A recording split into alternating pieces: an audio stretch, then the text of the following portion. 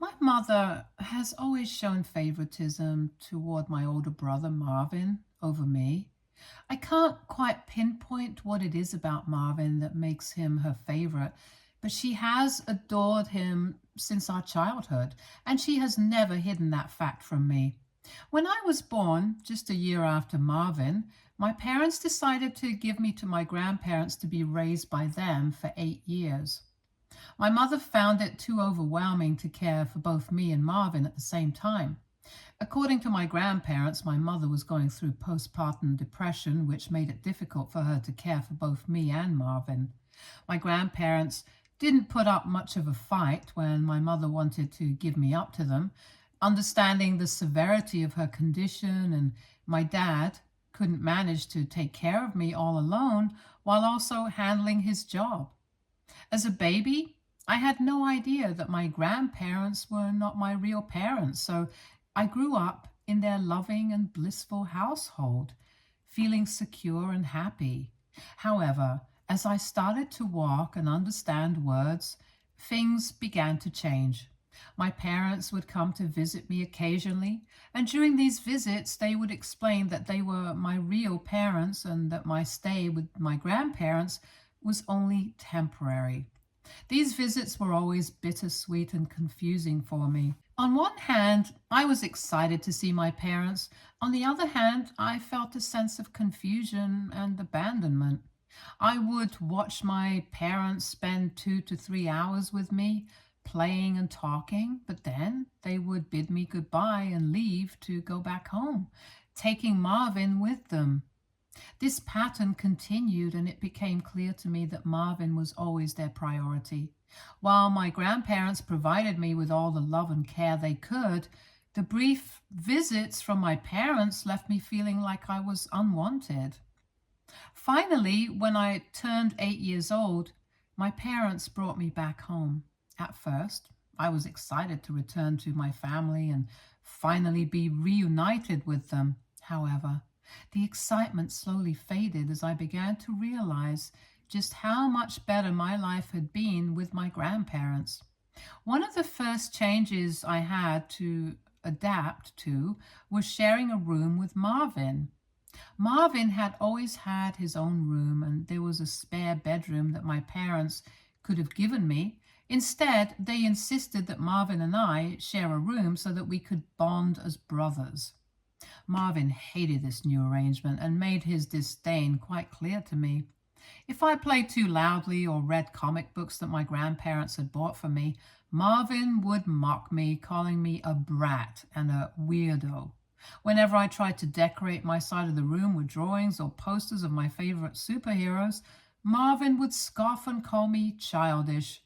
If I brought home a good grade from school and excitedly showed it to my parents, Marvin would roll his eyes and sarcastically call me the teacher's pet. When I practiced playing the keyboard my grandparents had gifted me, Marvin would tell me I sounded awful and should just give up. Even small things like how I organized my toys or the way I talked about my day became reasons for Marvin to ridicule me. He would call me names like nerd or dork whenever I showed interest in reading or learning something new. With time, I realized that the things I enjoyed doing became points of contention. The warmth and acceptance I had felt at my grandparents' home was replaced with a constant sense of tension and conflict. Marvin had a problem with everything I did, and it made me self-conscious. Imagine your older brother, someone you look up to, making fun of you for every small thing. It makes you start doubting yourself. I was too young to understand that what he was doing was basically bullying me. I thought maybe I was the problem and I badly wanted to fit in with my family. I stopped reading my comic books at home and would only read them in my school library. I stopped playing with my keyboard altogether. I did all of this thinking that maybe, hopefully, my brother would accept me if I changed. Unfortunately, no matter how much I tried to adapt and fit in, Marvin's attitude towards me didn't improve. The more I tried to please him, the more I felt like I was losing parts of myself. Even when I stopped doing all those things that annoyed Marvin, he would find new ways to mock me. I remember in my childhood, I had a lot of pimples due to a skin condition, which has since been remedied. Marvin would constantly tell me how ugly I looked and that my face was disgusting. Hearing this was so hurtful that I would cry and go to my parents instead of supporting me and telling Marvin off. My mother would tell me to stop crying and be a man. Dad wasn't much help either. He would try to stay away from the matter. Mom would tell me how I needed to stand up to my brother instead of coming to her. As a result, due to Marvin's bullying and my parents' inability to make me feel safe and loved, I felt confused and isolated. I longed for the nurturing environment I had with my grandparents, where I had always felt valued and understood. My grandparents did come to visit me whenever they could, and when they did, they would try to gently talk to Marvin and tell him to not trouble me, but he never paid them any heed. Hence, most of the time, I was left alone to deal with things at home. As a result, as I started growing up, I slowly became a very angry teenager. I remember that even though Marvin was older than me, I was getting taller than him, and he did not like that at all. He would bully me about my height, calling me a giant or slender man to piss me off. However, this time, instead of asking my parents for help, I started giving it back to him by calling him a shrimp. I would also knowingly hide his books on the top shelf or above the cupboard so he would not be able to reach them without a chair, which would then give me a reason to make fun of him. He would complain to our parents, and I would sometimes get scolded, but I still felt a mix of satisfaction and guilt for retaliating. While it felt good to stand up for myself, it also meant that our home was becoming an even more hostile environment. The battles between us became more frequent and intense, with neither of us willing to back down. The last straw that proved to me exactly how much my parents favored my brother over me was during my school's annual awards ceremony. I had poured my heart into my studies and was poised to receive the top award in my class. I wanted my parents' support and presence at the ceremony, hoping for their pride and encouragement. However, just days before the ceremony, my mother informed me that Marvin had a swimming competition scheduled on the same day. Despite my ceremony and his competition being hours apart, Marvin wanted to focus on his preparation, and according to my mother, he needed her more. She assured me that my dad would be there to support me. Though disappointed, I resigned myself to the idea that at least one parent would be there for me. On the day of the ceremony, I was shocked when even my dad didn't show up at the last minute. Apparently, my mom had called him urgently, saying Marvin was having a panic attack before his competition and needed him there to calm him down. Dad chose to rush to Marvin's side instead of coming to my award ceremony. When I walked up to receive my award, I remember seeing no familiar face in the audience cheering me on. I felt nothing but a profound sense of loneliness and abandonment. Later, when I returned home, both my parents and Marvin were absent. I called them only to learn that they were still with Marvin. Hours passed before they returned, jubilant and celebrating Marvin's victory in his competition. He held an award in his hands as they told me how well my brother had performed in the competition. They hugged him tightly and praised his accomplishment as if it were the most significant event of the year. I couldn't shake the jealousy and hurt I felt at that moment. My parents didn't even apologize to me for missing out on my ceremony. Clearly, it was a stark realization of where I stood in my parents' priorities. Despite my hard work and achievements, I was always overshadowed and unappreciated compared to Marvin. This entire thing became a turning point in my understanding of how my parents viewed us, and it shaped my perception of myself within my own family. I started to stop asking my parents for help or for them to be present. I stopped thinking that I could depend on them. Whenever I performed well in my studies or sports, I no longer bothered telling them anything. The only people I could talk freely about my achievements were my grandparents. and they always appreciated me, even for small things. Their words meant more to me than any recognition from my parents ever could. When Marvin graduated from high school and was accepted into a prestigious university, my parents made a huge celebration out of it. They were bursting with pride, bragging about his achievements to everyone and hosting a party in his honor. I joined in, congratulating my brother because I genuinely felt happy for him.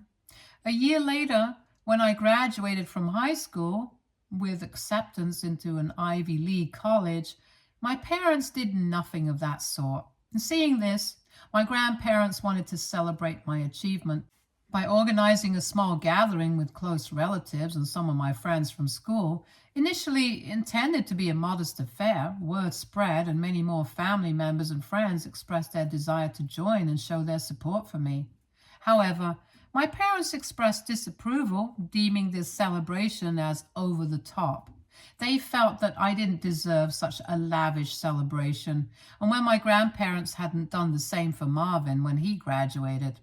Admittedly, the party that my grandparents were throwing for me was indeed more lavish than the one my brother had when he graduated. However, I wished my parents could have let me have just one day without complaining. My mother argued that Marvin would feel really bad if he found out that our grandparents were celebrating me with a party, especially considering they had only given him a watch when he graduated. My grandfather, visibly upset, reminded my mother how he and his grandmother always had to step in to support and celebrate me because my parents never did that. He pointed out how my parents had enthusiastically celebrated Marvin's achievements, but seemed indifferent to mine. My grandmother echoed his sentiments, questioning why there was a double standard in celebrating their children's successes. In response, my parents defended themselves, arguing that it was challenging to balance celebrations for two children and that their focus had naturally been on Marvin's milestones, always since he was the oldest. They claimed their hands were full and that they couldn't do everything for both of us equally. My mother further justified that just because they didn't celebrate me enough didn't mean that they didn't love me, which was laughable to hear. Thankfully, my grandfather felt the same and he was not convinced. He argued back passionately that being parents meant being there for both children and not just one. He criticized my parents for not treating me with the same enthusiasm and support they always showed Marvin. In the end, my parents had no argument to stand on, so I did end up having a huge party just as my grandparents wanted me to have. I had invited Marvin to attend, but he told me he was too busy to attend a silly little party. For years, my parents continued to show their favoritism towards Marvin, even when we were in college. It's also particularly evident in how they treat us and our significant others. While Marvin and his girlfriend were always warmly welcome to our family gatherings, I felt increasingly excluded, especially after I started dating my girlfriend, Claudia. When Christmas came around, my parents would extend invitations to Marvin and his girlfriend without fail each year. However, after I introduced my girlfriend to them, suddenly my parents had concerns about their dinner gatherings becoming too crowded. If they invited Claudia as well, it felt like a double standard. What made it worse was how my parents viewed and talked about my girlfriend. Despite her impressive academic achievements and successful career, they would find reasons to criticize her, which would piss me off. Meanwhile, Marvin's girlfriend, who didn't work and relied on alimony from her ex-husband, was never questioned or judged in the same way. My mother's comments were particularly hurtful. She once openly expressed to me how she would have preferred me finding a more traditional housewife-type girl for me, instead of someone like my girlfriend who was so career-driven. She even suggested that Claudia would not be a good mother to my children. Despite her remarks, I continued my relationship because I believed in my girlfriend and our future together. I even stopped attending family dinners and annual Christmas events to avoid giving my parents any reason to criticize my girlfriend. I don't believe my absence had much of an impact on them.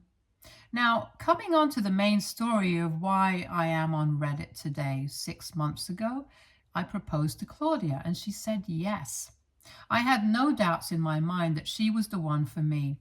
This woman has given me so much love and support over the years that I can't even imagine my life without her. When I informed my parents about the engagement out of courtesy, wanting them to hear the news from me rather than from someone else, I was met with mixed reactions. My dad seemed genuinely happy for me and congratulated me, while my mom remained silent. Later, my mother texted me to express her disappointment. She said she was disappointed that I had not listened to her and had gone ahead with the proposal to Claudia. She claimed that, as a woman, she knew other women better and felt Claudia would not be a good fit for our family. I was taken aback and told her to knock it off, as I was tired of her constantly bringing down my relationship. I asked her if she had any legitimate reason for her dislike of Claudia, or if it was just unfounded prejudice. This is when my mom retorted, saying that Claudia constantly talked back to her, unlike my brother's girlfriend. This statement left me speechless. It was true that Claudia isn't someone who lets other people walk all over her. In the past, whenever my mother had tried to subtly mock her education, her outfit, or her career choice, Claudia has never let it slide. This is one of the things I admire about Claudia. She stands up for herself. She's aware of our family's history, and unlike me, she doesn't hesitate to assert herself with my mother. However, Claudia has never been outright disrespectful. Her responses are typically cheeky and sarcastic, but clearly my mother has hated Claudia all this time because of this. It was clear to me then that my mother's issue with Claudia was not based on any real behavior or character flaw, but rather on some outdated notion of what she expected a woman to behave like. Hence, I told my mother that I didn't feel what Claudia did was wrong in any way, and that I wished I was more assertive like her. My mother retorted that the girl was bad news and that she was changing me too much. I paid little attention to my mother's criticisms and continued enthusiastically planning my wedding with Claudia. 2 months ago, I sent out wedding invitations to everyone, including my brother Marvin. Despite not receiving any congratulations from Marvin after the engagement, I still harbored no ill feelings and extended an invitation to him for the wedding. To my surprise, Marvin declined the invitation without any explanation, which disappointed me somewhat. But what truly caught me off guard was when my dad called to inform me that while he would be attending, however, my mom had decided not to come. I knew my mom had reservations about Claudia, but I had hoped that for the sake of our family and my special day, she would set aside those differences and join us. I was taken aback and asked why. My dad explained that Marvin had apparently planned an anniversary party for his girlfriend on the very same day, which my mom was going to attend instead of my wedding. This revelation was weird, since I followed Marvin's social media, and I followed Marvin on social media and knew that they had recently celebrated their anniversary already. I couldn't understand why they would hold another party on the exact same day as my wedding. Instead of confronting my mom first, I decided to reach out to Marvin directly to clarify things. Although we didn't often speak, I wanted to handle the situation with respect and dignity. I called Marvin and asked him straightforwardly about the anniversary party and if that was really the reason he wasn't planning to attend my wedding. To my surprise, Marvin confirmed that this was indeed the case. He explained him and his girlfriend had originally wanted to celebrate their anniversary with a party, but they did not have enough money saved up at the time. Hence, Marvin admitted that he had gone out of his way to make it up to his girlfriend by working hard and finding a special venue for their celebration that fit within their budget. Unfortunately, the only available date for this venue happened to coincide with my wedding day. I expressed my disappointment and gently suggested that he could have chosen a different date, emphasizing just how much I would have appreciated his presence at my wedding.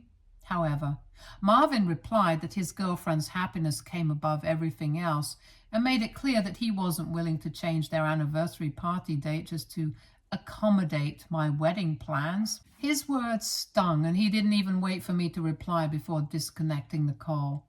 Later, when I called my mom to discuss the situation, she resorted to the same age-old explanation she often used with me. She insisted that Marvin would feel hurt if she didn't attend his anniversary party, and reiterated that my dad was already planning to attend my wedding, so I shouldn't be selfish and expect her to come as well.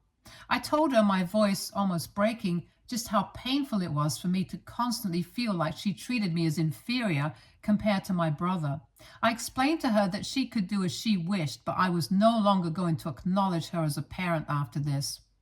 My mother scoffed at my words and told me that I should not be so overdramatic over my wedding.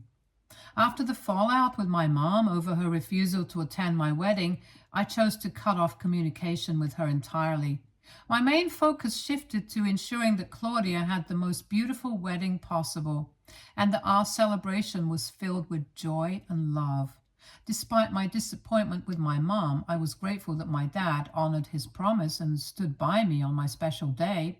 When Claudia and I finally tied the knot, my grandparents, who had already anticipated my mom's absence despite their urging, were understandably upset and disappointed. They had even warned my mom beforehand, emphasizing the importance of her presence. The fact that she still chose not to come struck a deep chord with them. What made matters worse was when my brother uploaded pictures after his anniversary party, where my mother could be seen dancing and drinking like there was no tomorrow. The issue wasn't what she was doing, but the way they both seemed to flaunt their disregard for my feelings about their absence from my wedding. My mom never once called me or Claudia to check up on us or congratulate us throughout the whole day. Post-wedding, my grandparents didn't hesitate to confront my mom about her absence from my wedding. They didn't hold back, expressing their disappointment in her behavior, and didn't mince words while telling her plainly that they were fed up with how poorly she had treated me over the years. They told her that they had given her more than enough chances to be a good mother, but she clearly only liked Marvin. They went as far as to threaten her with consequences, including potentially removing her from getting any of their inheritance. When Mom tried to argue back with them, saying how Marvin's party was important too, they informed her that they would make sure that I got every penny of their inheritance, since I deserved it more than her. Now, this was a huge thing to be said by my grandparents and completely unexpected. My mom, who had been struggling to justify her absence at my wedding until then, found herself in a tough spot after hearing this. After her confrontation with her parents, she called me pleading for forgiveness. Mom expressed disbelief at how missing my wedding had escalated into such a fiasco. During our brief talk, she lamented how unfair it would be if I received my grandparents' inheritance instead of her. She urged me to persuade them not to proceed with any decisions related to their estate. Clearly, she was more concerned about inheriting money than fixing our strained relationship. Hence, I didn't engage in much conversation with her, as I was on my honeymoon and wanted to preserve my mood. However, lately, after I came back from my honeymoon, she'd been calling me almost every day, pleading for another chance to make things right between us. She suggested that me and Claudia should have another wedding, and this time with just close family members if possible, so she can also attend. She's expressed regret over missing my wedding and insists that I should give her an opportunity to remedy the situation. Her change of heart and persistent requests have put me in a tough spot. On one hand, I understand her desire to make amends, but on the other, it's hard to ignore the hurt caused by her absence and the deeper issues it represents. I don't want to plan another wedding just for her to attend. Also, out of nowhere, Marvin sent me a text saying how I should not have involved our grandparents in our private matters, and that Mom is really afraid of losing her inheritance. He said for the sake of her, I should stage another wedding just to restore the peace within our family. AITA if I don't give in to the demands of my mom and Marvin to have another wedding? Update 1. I have talked to Claudia about this, and she agrees that having another wedding would be too cumbersome and unnecessary. She believes I should stand up to my mom and tell her that she had her chance to attend our original wedding, but she chose not to, so now she can deal with it. I want to address some confusion. First of all, I don't hate my brother, even though my parents, especially my mom, have always favored him over me. Over time, I've come to understand that he observed and learned from how my parents treated us. Clearly, my mom favored him and he took advantage of that. While it would be easy to harbor resentment as an adult, I would prefer to work on our issues and move forward. However, it seems my brother is still immature and enjoys playing those same childish games. Secondly, my grandparents do intend to leave their inheritance just to me, not to my mom or Marvin. It's true my grandparents and I share a much closer bond since they basically raised me, but also they know that my parents are going to take care of Marvin eventually, so they want to look out for me by leaving me with their inheritance. Lastly, my grandparents were not the only ones who were upset with my mother for not attending my wedding. Other family members also expressed their disappointment to my mother for not attending my wedding, but she seemed indifferent to their concerns. It was only when my grandparents decided to remove her from their inheritance that she started to change her attitude and demanded that I have another wedding to include her.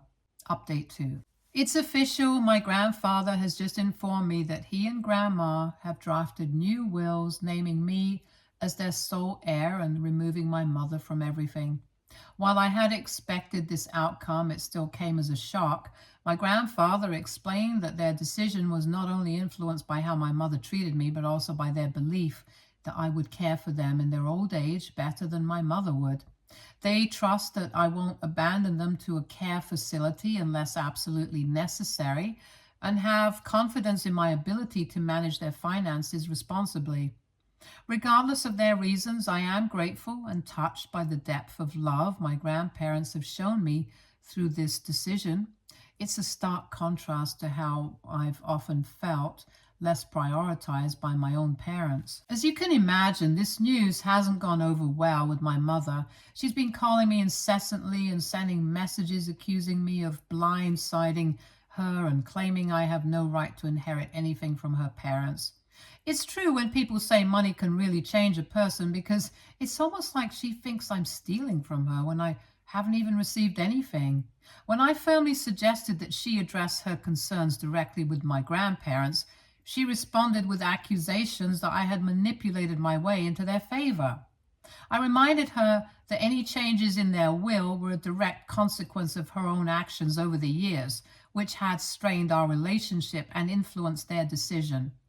Our argument grew heated, and in a moment of raw honesty or perhaps spite, she confessed something profoundly hurtful, that she wished I had never been born.